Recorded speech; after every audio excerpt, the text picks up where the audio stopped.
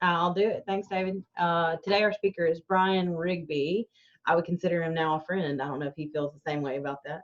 I probably would say. We served together on the board at the Tupelo Country Club.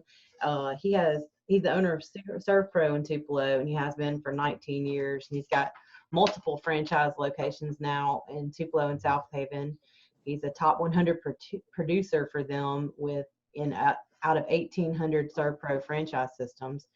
Let's see, he's become a large loss response team leader. He's worked with catastrophic storm work, most recently with Hurricane Laura, Sally, and Delta.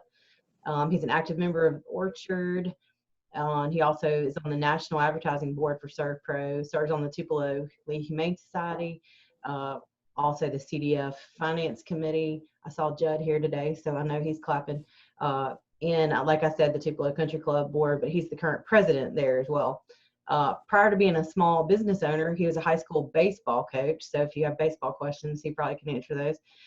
He's a native of Winona, Mississippi, and he's married to the former Misty Boutwell of Morville, and they have a son, Briggs, and a daughter, Bentley. And I've asked him today, he's got a lot of expertise kind of related to some CDC guidelines and cleaning with COVID, and I thought that would be very valuable to some of us that are dealing with what's the current discussion in that realm. And then also he can talk to us more about what's going on in the disaster world. 2020 has been a rough year, and he's been on the front lines a little bit. So I'll hand it over to Brian Rigby. Thanks for being here. Thanks, Amanda, and thanks for you guys for having me today. And I just want to applaud you guys for your commitment in finding a way together. I know those are not as much fun when you can't gather around a table and have a meal and share the stories and all that fun stuff that you normally get to do. And but through the last 7 or 8 months, COVID has taught us a lot, and not with just meetings and being creative with that. We've learned a lot about our businesses and what we can and can't do without. I know I speak with a lot of business owners and people in business that have learned a lot about themselves and about their business, and have found ways to be more successful, more profitable and stuff. So we try to find the good with the bad, but through these times like this. So I do want to just cover the two topics that Amanda just mentioned, COVID-19, and I'm not a healthcare professional, so I'm gonna get that out of the way. A disclaimer: I'm not a physician or anything like that. So I'm in the cleaning business. So I want to talk a little bit about cleaning and disinfecting with COVID-19, and then we'll talk a little bit about a disaster recovery plan for your business that you may be involved in. It could be your church, or it could be your home. But having a plan, I believe, is critical. And I think that's something that we, overlook a lot of times, and just kind of bring some things to mind that maybe spurn some thoughts and can make you think a little differently about being proactive in planning. So I start with COVID-19. Obviously, something that we've been talking about for the last 8 months. Is something that's new, and we are daily. It seemed like months past, hourly, we were learning new things about COVID-19. But at ServPro, even though COVID-19 is new, for us, disinfecting and cleaning is not something that's new. And we've dealt with the things over the years of H1N1. I vividly recall disinfecting a lot of things. Most of that was all confirmed cases of H1N1. We didn't do a lot of proactive cleaning for H1N1. We do a lot of disinfecting for flu outbreaks, whether it be in businesses or schools or churches. Over the years, we've been called in to disinfect those areas just from influenza. We have a lot of schools on a monthly basis that we go in and disinfect locker rooms for MRSA. So that those people have us on a steady plan and protocol to go in and just to be proactive. The schools have learned a lot from staff and the side effects of that and what it can do to student athletes and stuff. So we've spent a lot of time doing that over the years. And then obviously we do a lot of things with bloodborne pathogen, which is very similar to what we're talking about with COVID-19. So, with that being said, it really doesn't matter what you're dealing with. Cleaning and disinfecting truly does help. And if we can, put a plan together, and that helps reduce the risk of the spread of COVID-19. So we here at ServPro, we categorize 3 different categories for disinfecting and cleaning.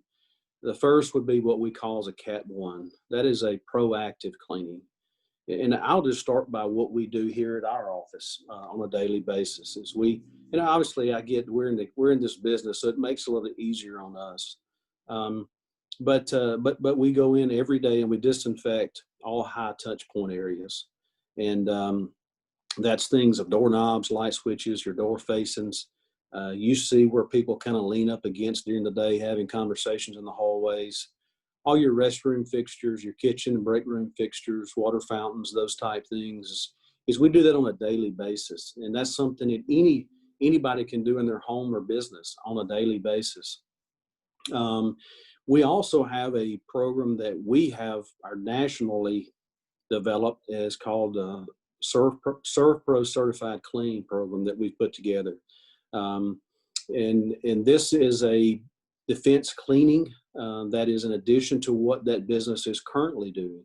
And that is something that we're still doing today. There's restaurants around town and that are still doing this because they believe it's important not only to their customers, but it's very important to their employees as well. And we know that we live in a day and time where we keep people and our employees at work. That's a huge win for us, to having people in their offices and in their daily duties to help our businesses operate. So that's great feedback from their customers and their employees, and knowing that that business is going over and beyond the call of duty to keep everyone safe there. The second is what we call a Cat 2, is more of a presumptive case of COVID-19. This is where someone has not been confirmed to have COVID-19. However, they have a lot of symptoms, and they are in the process of getting those test results back. So during those times, we go in and we don't do a lot of this, but we would go in and you pretty much clean just like you would for a Cat 3, which would be a confirmed case. Now I'll just go back early on during this pandemic when it first came out. We were doing a lot of proactive cleaning. People were fearful and didn't know what to do, and we were doing a lot of proactive. Now it seems that we're doing mostly confirmed cases, and those come and go. I think this morning we walked in the office, we had from the weekend, we had probably 6 jobs here just in our Tupelo office alone to do this morning. It comes in spurts. But those confirmed cases, following the CDC guidelines, is to use an EPA registered product that has the cure rate or whatever for COVID-19, or COV2, which is the disease that causes COVID-19, and we're going in and disinfecting everything from 6 to 8 foot down. Obviously, you as the customer or our clients have that discretion of what that scope of work or that protocol does, and we can change that. If you have a bookshelf, for instance, cleaning on top of that bookshelf and disinfecting on top of that bookshelf may not be necessary, because that's not something that an area that someone may come into close contact with. Obviously, a desk or a keyboard or something would be something that on the extreme opposite. That's something that somebody is touching a lot. But in those Category 3 situations, in those confirmed cases, the CDC says that everything should be not only clean, but should be disinfected inside. Outside conditions are different. High touch areas outside pretty much remain the same as inside high touch point areas. The CDC says that there's been no studies have shown that disinfecting sidewalks or large concrete areas or whatever that you may be walking around on, there's been nothing to prove that that does any good. That's just a wasting of product. And the CDC also states that sunlight and time can also help kill any type of virus on surfaces that a virus may come in contact with. As I talked about the EPA registered disinfectants, the EPA also states that there is no EPA registered disinfectant that has a life expectancy. There's some products out there and some companies that claim that there's a product that can last up to 30 days or 90 days or 120 days. The EPA has stated that there hasn't been any studies on that, so that they haven't done any studies on that, so they would not approve that. So most people believe that if an area has been disinfecting and cleaned, and then a virus came in contact with that surface area again, then that area would be recontaminated and would need to be recleaned and redisinfected. So those are the three categories: proactive, presumptive, and then last but not least, a confirmed case. And kind of the in a nutshell, the steps that we go through to clean and disinfect those areas.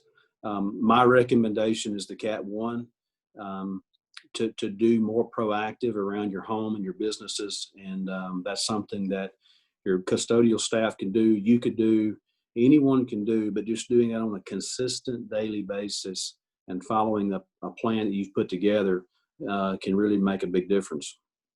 And the last thing we'll talk about here at ServPro, because of the business we're in, we talk a lot about what in our industry is called don and doffing PPE. It's basically how to put on PPE correctly and how to take it off correctly.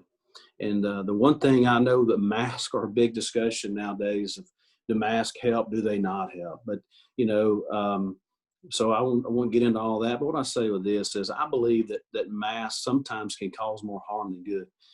So if I have a mask, and I have a ServPro mask here, that if I put on my face and I go into the grocery store, when I come out of the grocery store, how I handle that mask is very, very critical, because everything that's on your hands has now become on your mask if you don't handle it properly. So my recommendation is to leave it on until you get in your vehicle, so you can disinfect your hands with a hand sanitizer. Or if you just can't wear it to your car, just pull it off and let it hang on your ear like a lot of people do until you get to your car, until you can wash your hands. But I see so many people. I got on my son yesterday.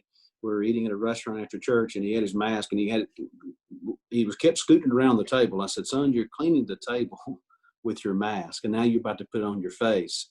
You need to put it in your pocket. Put it somewhere where it's protected," because I think that we think we're doing the right things, and we are. A mask certainly helps. Everything helps, but we can do more harm than good by not taking our mask off properly. So moving on to something I really like to talk about a little bit more than COVID-19 is something that's dear to my heart, because I'm a small business owner, and planning for a catastrophic event for a business or your home. Properly planning makes a difference. Those events could be fire, water, storm, flooding.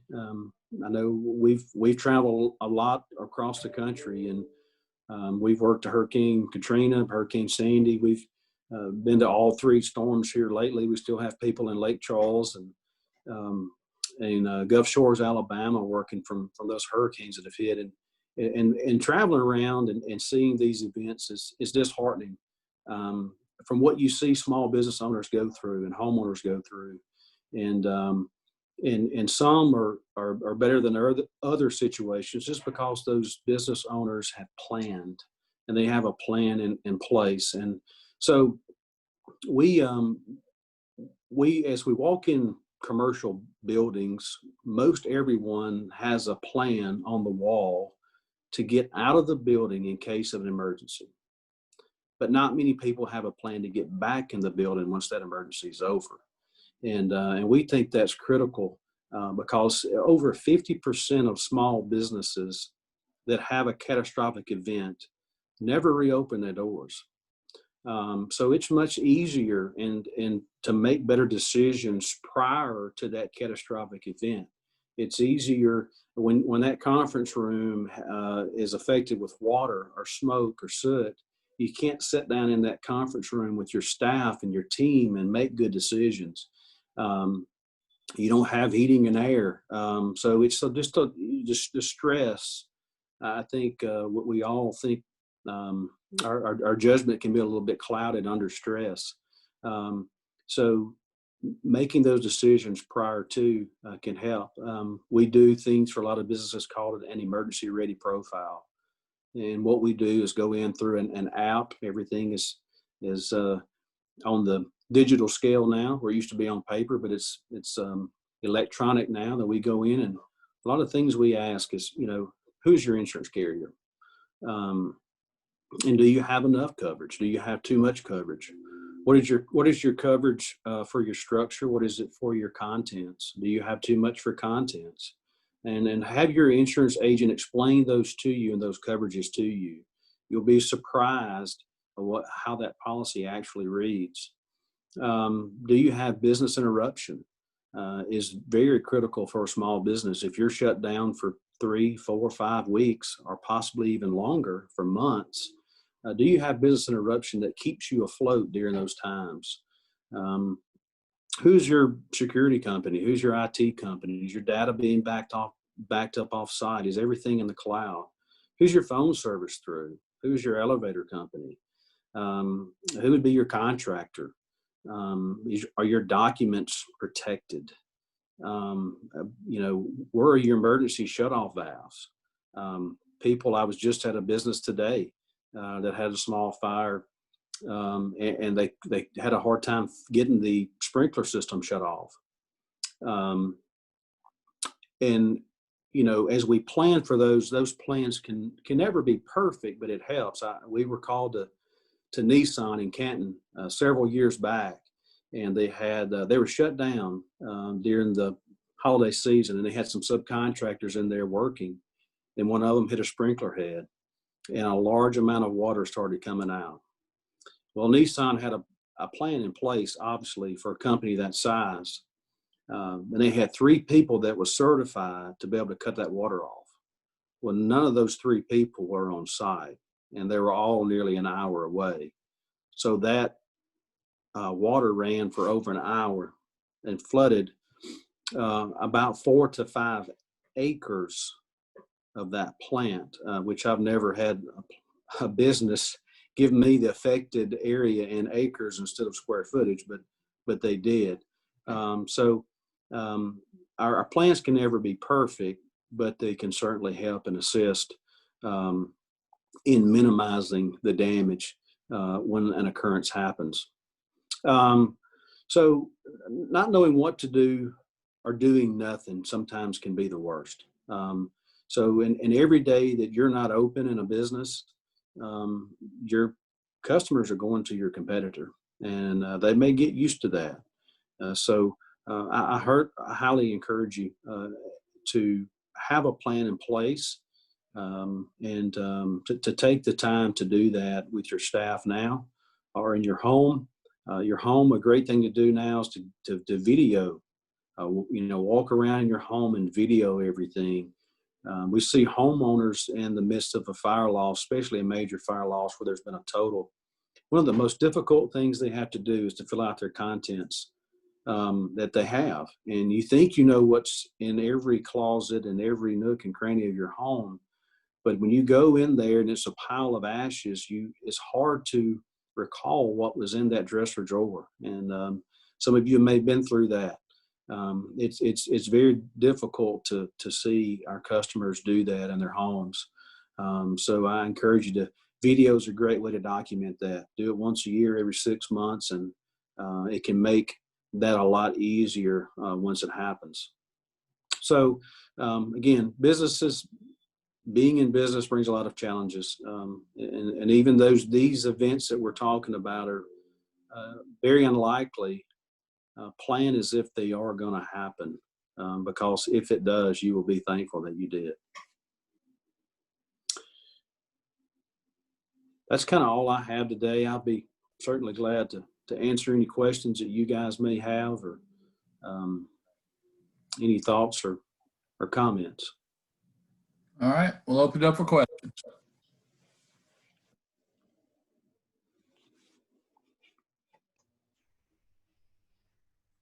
Brian, you mentioned the Category 1 steps. Is that published somewhere? The CDC has a lot of information, and it does talk about your high touch points, and it lists a lot of high touch point and examples. Obviously, those are kind of common sense. If you walk around and think about, people may not think about door facings or the area in or around a doorknob, but or maybe somewhere where people kind of congregate a lot at a business. But those things are listed on the CDC website. There's a ton of information there that goes in from kind of what I talked about, of having a plan and then kind of working that plan and being consistent with it. It talks about the EPA registered disinfectants, and it gives you a link to go to see those disinfectants. There's even,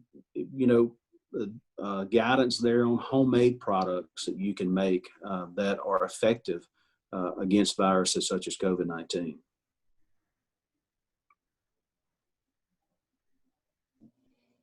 Hey, would you talk a little bit about the hydrostatic cleaning, the spraying? Sure. The hydrostatic cleaning or disinfecting is something that's relatively new. We have those available here. It's just a different way of disinfecting, of putting a product into the air versus what we would normally, but kind of old school way of with a ULV fogger. Basically the electrostatic sprayers along with the ULV sprayers, it is just putting the particles of disinfectant into the air in a very, very fine form. And it's just a different method of disinfecting, and both of the ULV fogger and the electrostatic foggers are basically turning a large amount of disinfectant into something like an aerosol can, the very, very fine particles. This is Brian, and what you were saying about doorknobs, light switches, all of those things with the holidays coming up and different family members coming in from different states, different areas. Do you have any precautionary methods? I mean, everybody's going to be touching the same forks and spoons or whatever to get food. So any recommendations? Yeah, you just disinfecting on a consistent, often basis. If you have people in your home and they wash their hands or disinfect their hands at the point in time they enter your home, and then those light switches and doorknobs and things are also disinfected prior to them getting there, most of your high touch points areas are going to be safe, unless that person has contracted COVID-19 or flu or any type stomach virus or whatever. And if they are contagious, well, then they're going to be spreading it throughout your home. but you won't know that. So I would just highly recommend making sure those high touch points areas are disinfected prior to your company arriving, and then making sure that their hands are disinfected when they get to your home. Great, thank you.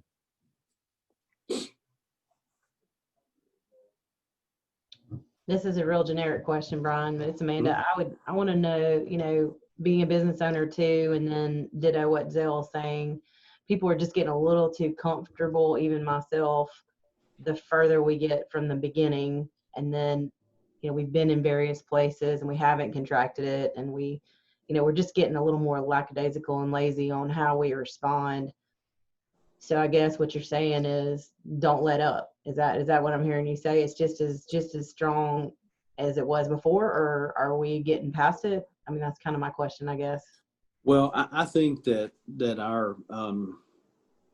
our challenge is going to be this fall, and with the flu season coming back, and for me, my concern is that because I've been, again, I'm not a healthcare professional, but I've been in this business long enough that I've seen schools and churches and businesses with outbreaks of flu and other type symptoms, and that's my concern is the compiling of influenza and the hospitalizations of influenza with COVID-19. I think that is a lot of healthcare workers' concerns now, and you're right. We do all get comfortable. We say, I've lived like this, and I haven't gotten it yet.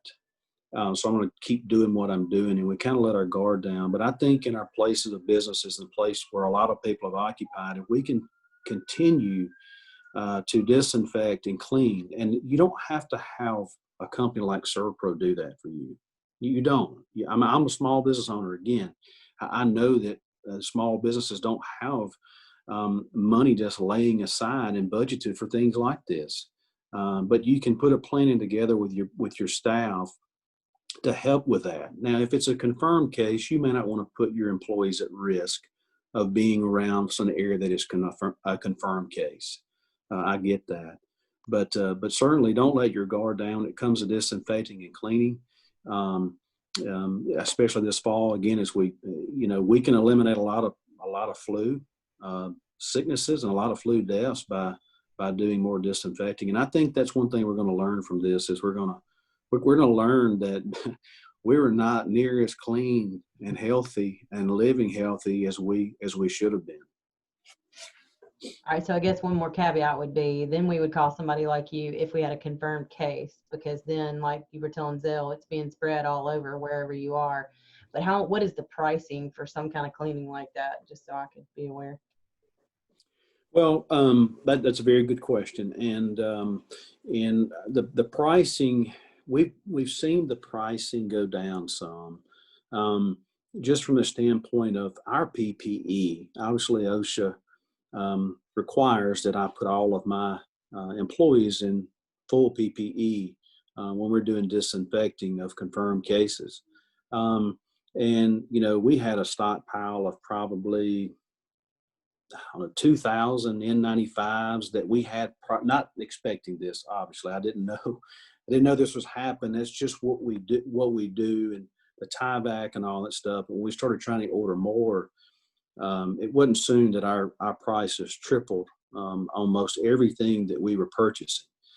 But that has slowed down, and now there's an abundance of what we see with KN95s. It's a little bit different mask, but it is proven to be safe for situations such as this. But pricing all depends on the square footage, the amount of open area, the amount of contents there to be disinfected. I've looked at some of the things that we have looked at with extreme amount of things that have to be disinfected, such as a school that has a lot of desks, books, chairs, computers, doorknobs, a lot of doors and things. And I think the last time I looked, we were running about 22 cents a square foot for those type areas. We've been in some areas where it was as much as $1.25. for a very, very small area. I think we're running right now at a minimum of around $300 would be the minimum, just for what it costs to put PPE on. And you can't reuse it. You can use some of our respirators and stuff you can reuse, but everything else has to be thrown away. So we're going through quite a bit of product and PPE. Hey, Brian, it's David. Noticed a lot of drugstores get in certain types of bacterial wipes and they'll put them out, but the active ingredient is not effective on COVID-19. What's the best way for an individual? Do you have a resource or somewhere that people can go to find out what type products are effective? Because certain antibacterial, antibiotic wipes and liquids are not effective. Alcohol-based are the most effective. Do you have a good source where people can get that information? Because I saw people in Oxford just buying it left and right, and it was made with something that stopped the production of germs but was not affected to COVID. So that concerns me. Yeah, if you go to the EPA's website, they have a whole list of products there that is EPA registered. And, and again, on the CDC's website, there is also a way to make a disinfectant through bleach and through alcohol. I would be cautious of the alcohol by using high concentrations and high levels of alcohol in an area because it is flammable. And bleach is not. So we even made some hand wipes ourselves when we couldn't get any for our employees and putting in our trucks and for them to wipe their hands and things of that nature. So we actually used bleach to make our own wipes because we were using such a high volume of those at one time. But to answer your question, the EPA has a whole list of those on their website as well. Hey, Rigby, it's Judd. Tell us a little bit about UV light. We see that a lot too for COVID. Are y'all using some of that technology? Is it useful in a small business, or you can speak on that? Well, that is a great question. The UV light is something that has been proven to help kill bacteria and viruses and things. And I know hospitals use that a lot. However, there's just not enough protocols out for us to say, okay, how close does that UV light have to come to that virus? And then how long does it have to be sustained under that UV light? What wattage or rays of that UV light does it take? There's just so many unknowns out there that nobody can really put that pieces of the puzzle together to give a protocol. I've seen businesses and companies out there that advertise. They have it's like just a UV flashlight, and they're just running it back and forth real fast over a computer. I don't know that there's anybody that has any way of knowing if that's doing any good or not. But we do know that UV light, such as sunlight and those things, help kill bacteria and viruses. But as far as protocols for us or anybody else to use, there's just nothing out there that I'm aware of. Hey, Brian, it's David. At TVA, we do see UVGI internal lights in the duct systems that works and effective. But you're exactly right. There are a lot of products out there that are very questionable as far as just UV light. That's a very unproven science at this point. Yeah.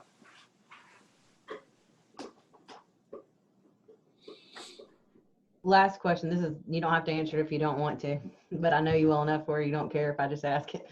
Yeah. Obviously our group is considering going back to meet together, and a lot of people are pushing for that. We haven't been together in a long time. And where would we go? And our board's working through that. But, is that a goal we shouldn't even be trying to attempt in your personal opinion? You don't have to answer that, but if you will, it'd be nice to know. Well, in my personal opinion, I think it's something that can be done. I've always weighed on the side of freedom and everything, and every decision that I make.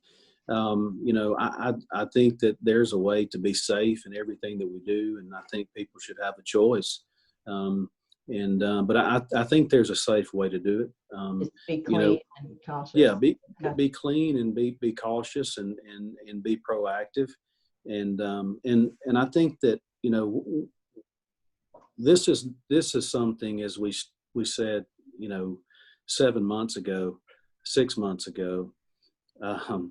It's not going to be better next month. It's not going to be the better the next. This is not going to go away anytime soon. So we have to, in my personal opinion, we have to learn to adapt our lives around what we're dealing with, and learn to figure out a way that we can go on and be good stewards in civic organizations such as Rotary.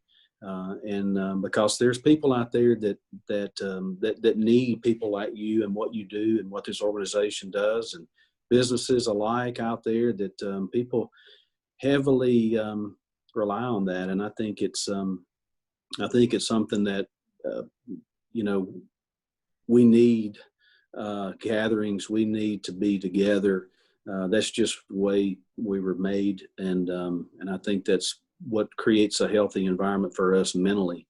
I hate that I see these pictures of school kids all the time, and I love kids, and I hate that there's beautiful smiling faces are being covered up by those masks. You know, some of us adults, as we age, it doesn't hurt us too much, but those kids, those smiles being covered up, and I know sometimes I look at my kids and I can't tell if they're smiling or they're not when we're in public when we got masks on. So, but I am a proponent of us getting back to some normalcy in meetings and gatherings. Thanks. All right, any more questions for Brian? Okay, Brian, thank you very much. Great program. Really appreciate it. Very timely. Amanda, thank you for setting that up.